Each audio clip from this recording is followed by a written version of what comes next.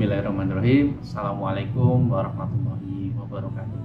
Alhamdulillahirabbil alamin. Alhamdulillah nahmaduhu wa nasta'inu wa nastaghfiruh wa na'udzu billahi min syururi anfusina wa min sayyiati a'malina. May yahdihillahu fala mudilla lahu wa may yudlil fala hadiya lahu. Asyhadu an la ilaha illallah wa asyhadu anna Muhammadar Rasulullah. Allahumma shalli ala Muhammad wa ala ali Muhammad. Alhamdulillah, segala puji bagi Allah yang telah memberikan kita kenikmatan waktu luang, kenikmatan sehat, kenikmatan rezeki, kenikmatan anak yang sukses, kenikmatan istri atau suami yang soleh-solehah, kenikmatan rumah tangga yang sakinah, mawaddah warahmah. Alhamdulillah, segala puji bagi Allah, dan tak lupa kita selalu mensyukuri bahwa nikmat yang paling besar yang sedang kita rasakan saat ini adalah nikmat iman, nikmat Islam, karena itu adalah senikmat-nikmatnya nikmat. Jangan sampai itu dicabut dari tubuh kita hingga nanti akhir hayat kita. Selawat serta salam senantiasa tercurah pada junjungan kita Nabi besar Muhammad SAW. Mudah-mudahan kita kelak termasuk di golongan pada hambanya yang memang pantas untuk mendapat syafaatnya kelak di yaumul akhir. Alhamdulillah, saya ucapkan terima kasih kepada tim Humas Rumah Sakit PKU Temanggung yang dengan kerja keras membuat kita ditodong untuk tampil ya, walaupun sebenarnya mudah-mudahan nanti bermanfaat ya. Jadi kali ini saya akan fokus untuk berbicara tentang bagaimana sih biar kita fit saat menghadapi bulan Ramadan ya. Dan biasanya setiap orang punya cara yang berbeda-beda, tetapi secara garis besar apabila ingin fit ada beberapa hal yang bisa saya sampaikan saat ini. Saya Dr. Fatnan Hidayatullah, saya dokter spesialis penyakit dalam di Rumah Sakit PKU Temanggung. Ya, jadi yang pertama, kita termasuk hamba yang insya Allah hamba yang bertakwa. Kita berusaha menjadi predikat takwa itu dengan menjalankan perintahnya dan menjauhi larangannya. Kita tahu bahwa salah satu perintah dari Allah adalah kita diwajibkan untuk berpuasa di bulan Ramadan. Nah, kali ini saya akan sampaikan kepada para penikmat siaran yang ada di PKU Temanggung, untuk yang terutama yang masih sehat, tidak ada penyakit gula, tidak ada penyakit gagal ginjal, hipertensi ataupun yang lain, karena dietnya nanti akan sangat berbeda. Kali ini saya jelaskan secara umum, terutama bagi Anda semuanya yang dalam kondisi sehat. Jadi yang pertama itu ya, jangan lupa untuk menjalankan sahur ya.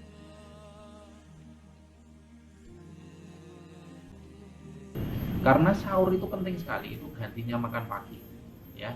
Karena apabila tidak sahur pasti siangnya akan lemas, apalagi bulan puasa ini masih tetap kerja, yang satpam masih tetap harus menjaga, yang perawat, yang pekerja kantoran masih tetap bekerja. Jadi jangan sampai itu membuat kita lemas. Jadi harus sahur, dan ingat sahur itu harus cukup, bukan kuantitas tapi kualitas harus diperhatikan ya. Jangan sampai kalau berlebihan ngantuk nanti setelah subuh ya. Karbohidratnya diperhatikan ya. Bagi yang ingin diet justru salah apabila sama sekali menghindari karbohidrat, karena bagaimanapun karbohidrat dibutuhkan sekalipun dalam kondisi puasa ya, dalam jumlah yang tidak terlalu banyak ya. Bisa kalau pengen lebih lama fitnya itu makan makanan yang berserat ataupun makan makanan karbohidrat yang seperti ya nasi merah ya, yang jauh lebih lama untuk menahan laparnya dibandingkan. Kemudian proteinnya ya, jangan lupa mengandung ikan ya, kemudian daging ayam ya, putih telur atau tempe tahu ya, itu sudah cukup sekali. Dan juga lemak ya, lemak itu penting ya. Ya silahkan mengkonsumsi gorengan boleh, tapi saya sarankan minyak yang pertama panjenengan untuk memasak itu sangat bagus sekali ya.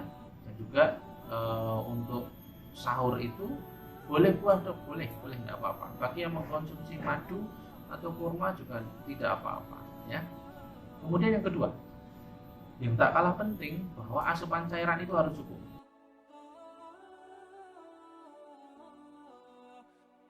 Kita mengkonsumsi sekitar 8-12 gelas per hari ya. Jadi harus dibagi itu.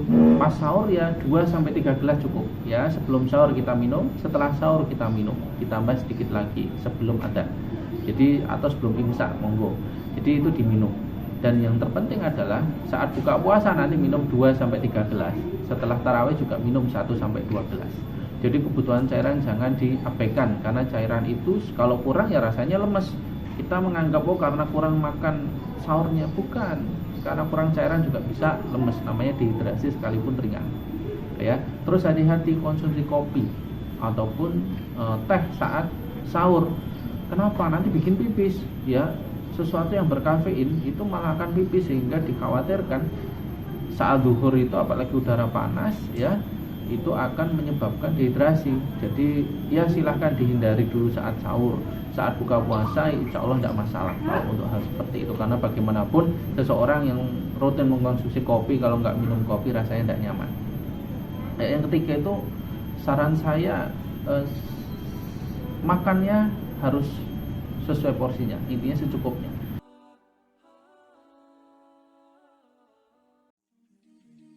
Ya, jadi saat buka puasa ini paling krusial, ya. Jadi harus ditahan. Saat buka puasa jangan langsung makan besar, sabar dulu. Ya, makan snack dulu, ya, minum cairan, minum air putih yang cukup, ataupun monggo teh boleh, ataupun sirup boleh. Ya, setelah itu jangan makan besar dulu, sholat dulu, berikan jeda sebentar, biarkan pencernaan kita bernafas lah.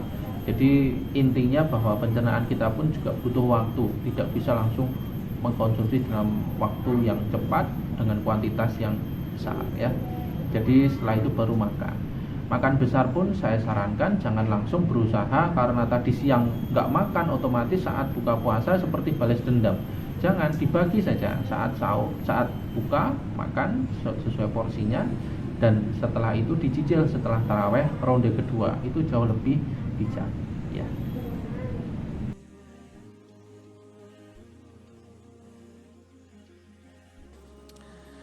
Ya, yang keempat yang perlu kita perhatikan bahwa saat berpuasa ini kesempatan kita untuk mengatur pola hidup kita. Yang pertama yaitu kurangi makanan manis, ya. Jadi kurangin makanan manis dan berminyak. Jadi yang keempat ini sangat krusial, ya, karena kita lihat hampir semua makanan di Indonesia itu dalam bentuk goreng, ya. Goreng, ya.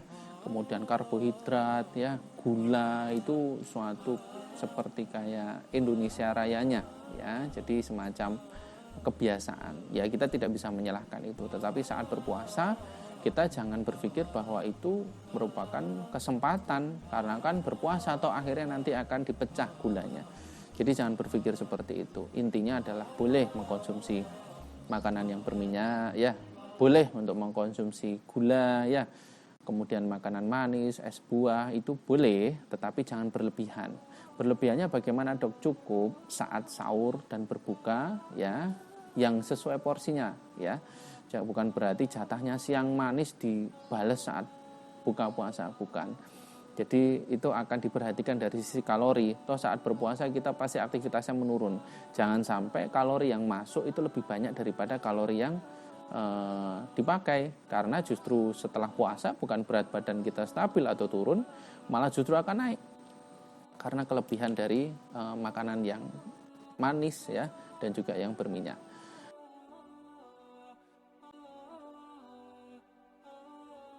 Ya. Kemudian selanjutnya yang kelima, ya, itu sangat penting juga, yaitu olahraga. Jangan diabaikan. Saat kondisi tidak berpuasa kita berolahraga rutin, bukan berarti saat berpuasa kita tidak boleh berolahraga, ya.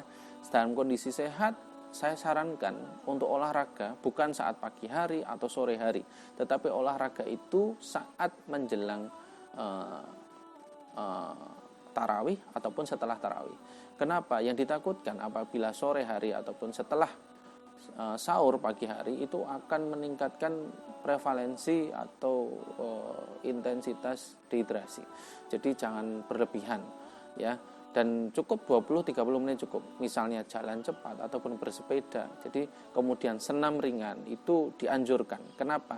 Karena akan membuat tubuh kita lebih fit pada keesokan harinya. Ya, bukan malah sebaliknya akan capek, enggak, justru akan makin fit karena otot-ototnya jadi metabolismenya meningkat sehingga simpanan energinya bagus dan kita akan lebih fit.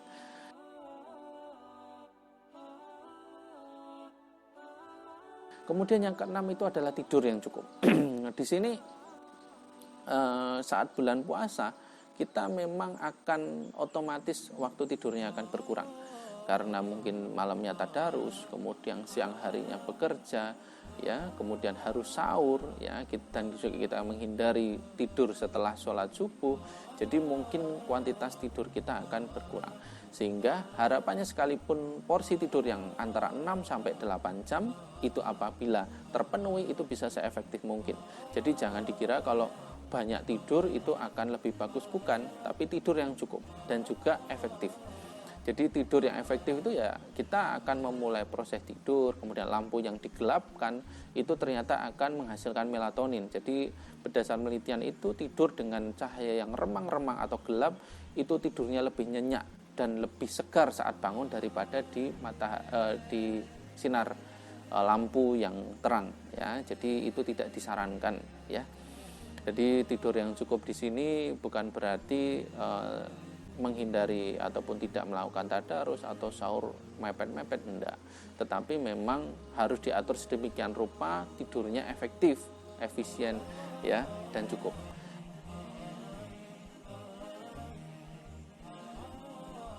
Kemudian yang terakhir, ini sangat penting sekali bagi bapak-bapak, ibu-ibu semuanya, bahwa apabila merasa ragu, jangan-jangan nanti penyakit yang saya alami ini justru memberatkan, maka sebaiknya konsultasi ke dokter. Karena konsultasi ke dokter ini akan membuat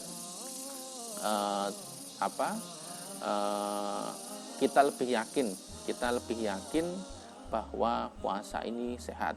Berkaitan dengan menu, bisa berkonsultasi dengan dokter gizi ataupun dengan dokter penyakit dalam terdekat apabila memang merasa bahwa menu yang dikonsumsi sehari-hari kurang sehat, ya, dan ingin mendapatkan rekomendasi menu selama 1 bulan.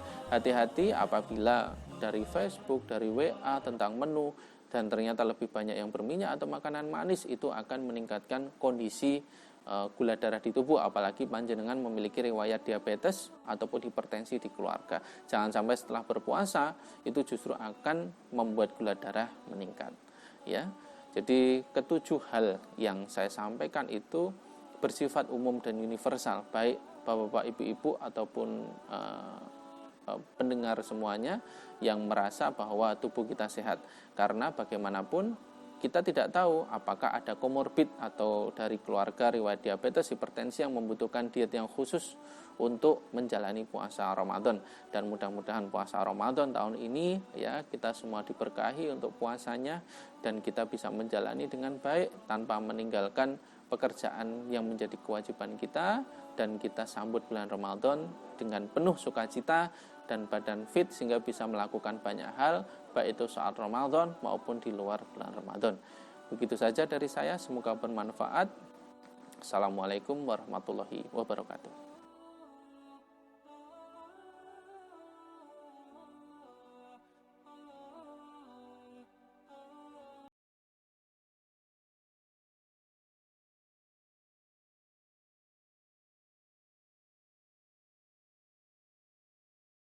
Bismillahirrahmanirrahim. Dhahabat dhama'u wabtallatil 'uruqu wa thabatal ajru insyaallah. Telah hilang dahaga, telah basah kerongkongan. Semoga pahala telah ditetapkan oleh Allah, insyaallah.